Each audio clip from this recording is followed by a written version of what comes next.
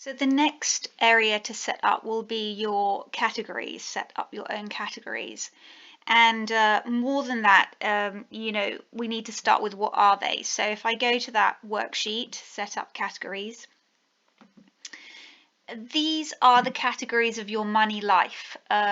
So we have three columns, three areas that we're going to track. One is cash out categories, which are basically all your outgoings, all your expenses.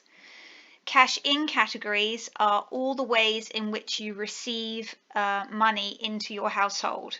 So salary, savings, we'll go through that. And then the last one is payment method. How are you paying for things? And I will do a separate video after this cash out categories. I'm going to talk more about the expenses right now, but I'll do a separate video for the cash in and the payment method. So for the cash out categories that we're going to focus on, we're trying to create a list of categories of your life that you can monitor. Because what will happen later, which I'll go through, is you will be able to data entry all your accounts. And what will happen is that you'll be able to enter the date, the amount, the payment method, and the description, and you will get this drop-down list. Sorry, I've taken a screenshot to show you drop-downs because they don't always show up in the video. So to give you the drop-downs to select. So if you want anything to be able to be selected on your lookup tables, on your expenses, they have to be on this categories list here.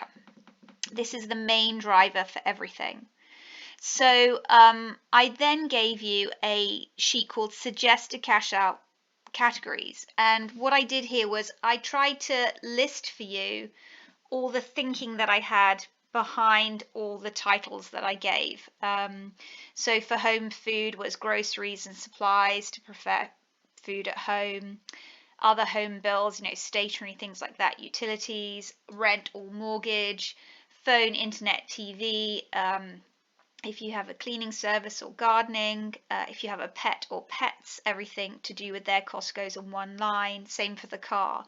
Everything that is connected to the car goes into one line on your expenses. The fuel, the maintenance, the parking, the insurance, licenses and taxes, and you're putting it all together because you want to know what a car costs you, so that if, for example, your family grows and you might want to get a second car, you could know exactly what that second car will cost you. You'll double up on everything. Or you might need to cut costs and you feel like the car isn't used as often as it is, and you can see exactly what your savings are if you cut the car. Furniture and appliances, insurance, so that's everything: family, health, house, travel.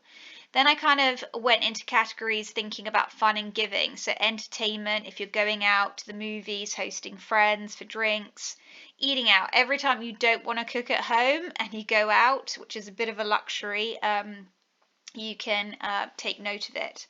Holidays, everything to do with a holiday, vacation, short breaks goes into one line.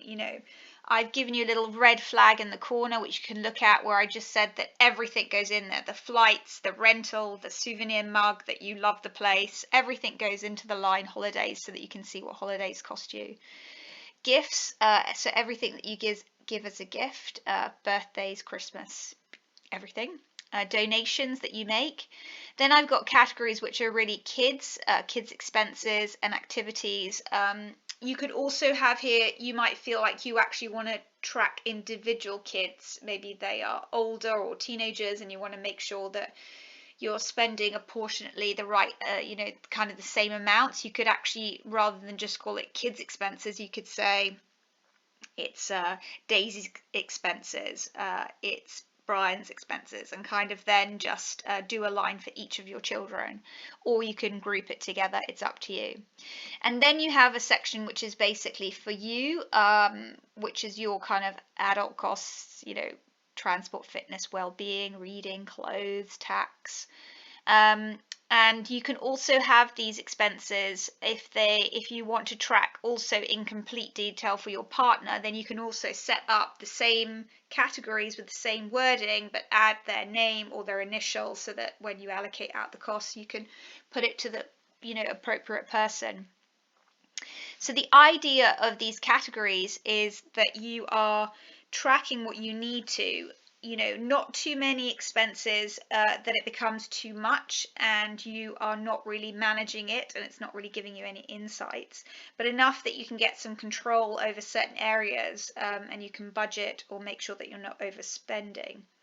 The whole point of this will be to go back to this main driver sheet and make this list cash out categories, make this list fit you and your own life. It's got to be fitting you and how you live.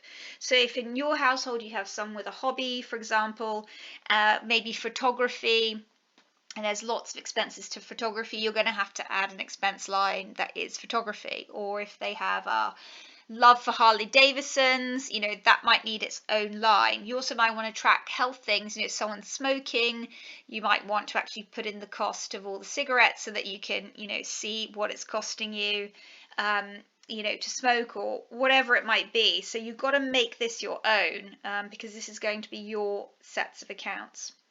I will now create another video next, which will be how to edit this list so that you can make it your own.